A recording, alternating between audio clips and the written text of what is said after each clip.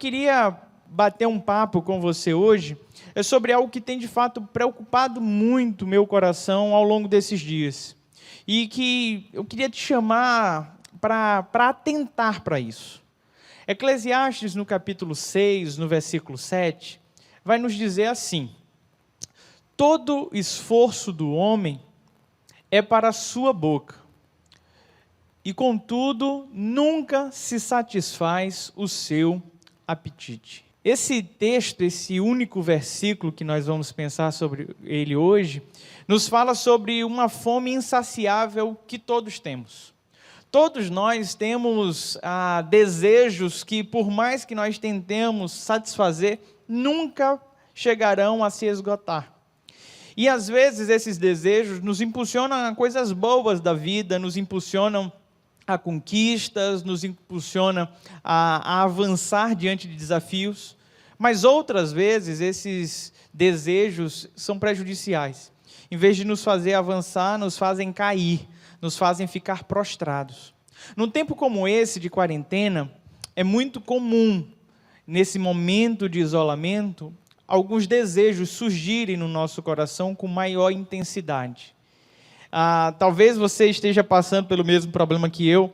Eu estou pensando em usar máscara dentro de casa, porque a vontade de comer é sempre constante, né? Você vai ficando ali no ócio, por mais trabalho que você faça, por mais pessoas que você atenda, é sempre tão desafiador você lidar com esses desejos, né? Com essas compulsões.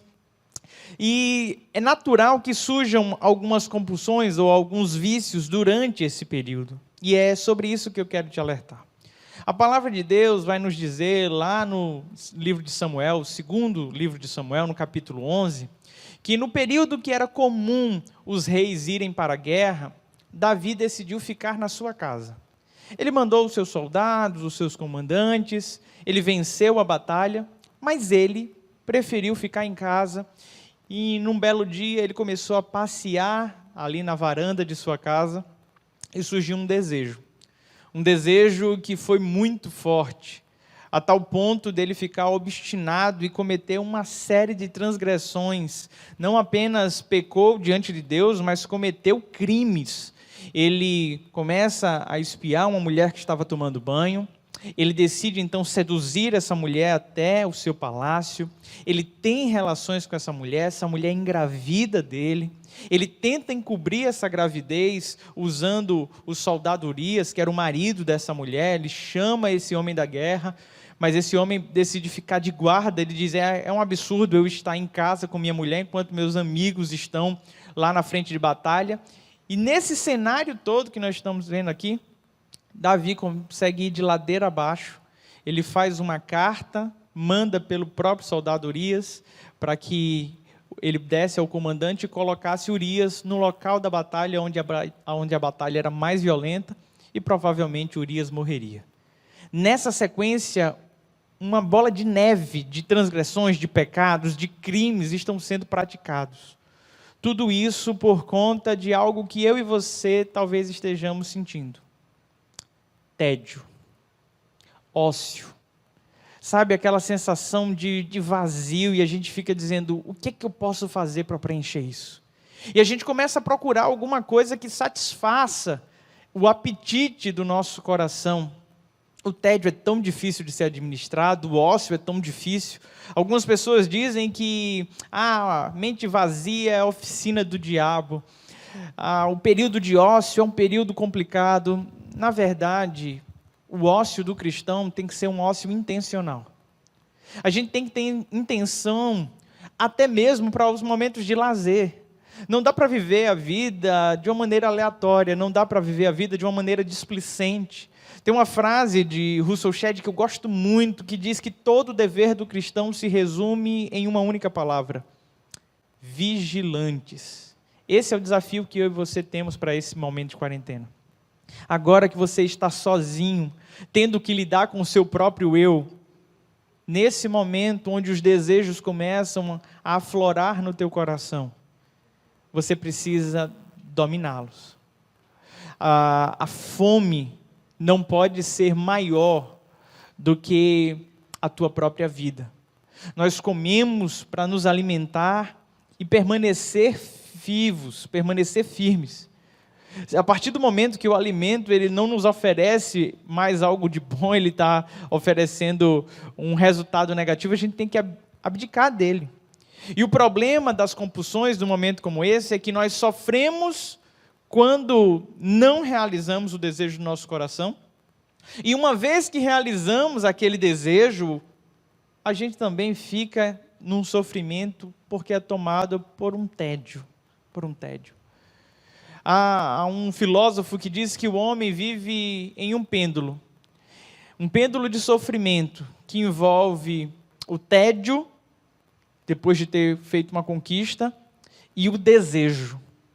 E isso fica alternando o tempo todo. Nós desejamos e batalhamos, uma vez que conquistamos, caímos no tédio. E você precisa tomar cuidado nessa hora.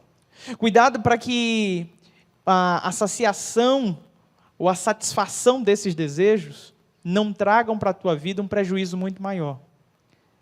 É de senso comum imaginar que num momento como esse, o nível de absurdos estejam acontecendo em muitos lares. A pornografia está aumentando de uma maneira drástica.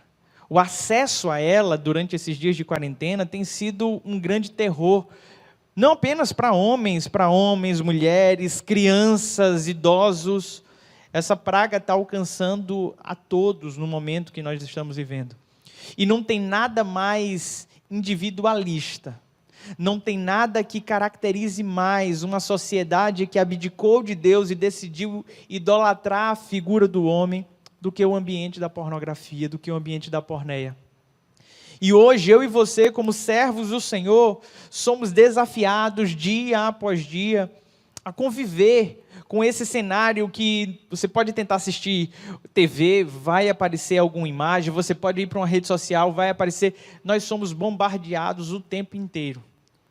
Sendo bombardeados o tempo inteiro e tendo naturalmente um movimento de tédio no nosso coração, isso é um prato cheio para uma mistura muito perigosa. É por isso que eu quero te convidar a ficar alerta, ficar atento, porque todo esse movimento que nós temos falado aqui, sobre onde está o eus agora, onde é que estão esses indivíduos que esqueceram-se uns dos outros, estão apenas querendo a satisfação dos seus próprios prazeres, onde é que você se encontra num momento como esse? Você é daqueles que fazem do outro uma moeda de troca, faz do outro um objeto? Ou você é daqueles que entende que o seu eu não pode estar alinhado com a escravidão do eu do outro? Porque nos nossos dias é inconcebível pensar que homens e mulheres que foram resgatados pelo Senhor, hoje se deliciam com outras pessoas sendo escravizadas, com outras pessoas sendo coisificadas.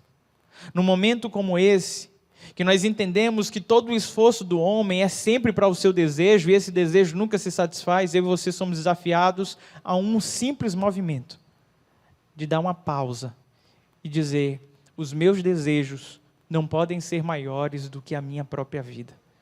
Os meus desejos e as minhas vontades não podem ser maiores do que a vontade do meu Deus. E diante de um cenário como esse que nós temos vivido, a vigilância, como disse Russell Shedd, ela se faz muito necessária. Sabe, talvez você que esteja nos assistindo agora, esteja vivendo um cenário como esse. Talvez seja difícil para você superar esses desafios, mas eu preciso deixar muito claro para você. O sofrimento nessa circunstância de compulsão, ele tanto está no antes do desejo como no pós. Então vale a pena você resistir, vale a pena você não ceder, porque quando você não cede, há um movimento de contentamento do teu coração, de que você conseguiu vencer, de que você teve força sobre isso. Isso vai te deixando mais forte, a tal ponto que nada mais te domina. A palavra do Senhor nos diz, por meio do apóstolo Paulo, lá em 1 Coríntios, no capítulo 6, o seguinte: todas as coisas me são lícitas, mas eu não vou deixar-me dominar por nenhuma delas. Não permita que compulsões e vícios tomem conta do teu coração nessa hora. Seja forte, seja uma mulher de Deus, seja um homem de Deus. Sabe, essa é apenas a ponta de um iceberg. A gente não tem muito tempo, mas nos dias de hoje, essas compulsões elas têm se ampliado para outras áreas. Quantos lares nos dias de hoje estão vivendo o terror do abuso, do estupro, do incesto? Precisamos nos guardar. Não podemos permanecer cultuando, idolatrando o eu, o indivíduo. Deus precisa ocupar o lugar que tem sido ocupado hoje pela porneia. Eu quero orar por você. Eu quero orar por você nesse momento para que você tenha forças para vencer as suas compulsões. Eu quero orar por você que não cedeu ainda, mas tem se sentido cansado de lutar. Feche teus olhos, ora ao Senhor comigo. Pai querido, nós não estamos aqui, Pai, com um simples discurso moralista. Não há em nosso coração nenhum desejo, Deus, de viver um legalismo exacerbado. Mas diante de um momento como esse, tantos servos e servas do Senhor estão cedendo, Pai, a desejos tão obscuros, que nos causam tantos males. São sensações de prazer momentânea que nos causam um peso de culpa, um constrangimento, uma vergonha tão difícil, que nos causa tanta dor, que literalmente nos causa um adoecimento. E é por isso que nessa hora, Deus, eu te peço, ministra a tua cura sobre cada um dos teus servos.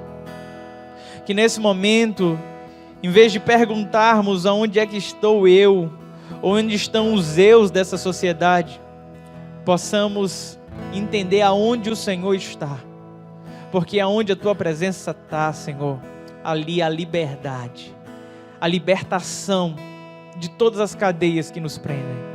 Em nome de Jesus, ó Deus, abençoa-nos nessa hora, nos firma, nos faz vigilantes. É assim que nós te oramos, Deus. Amém.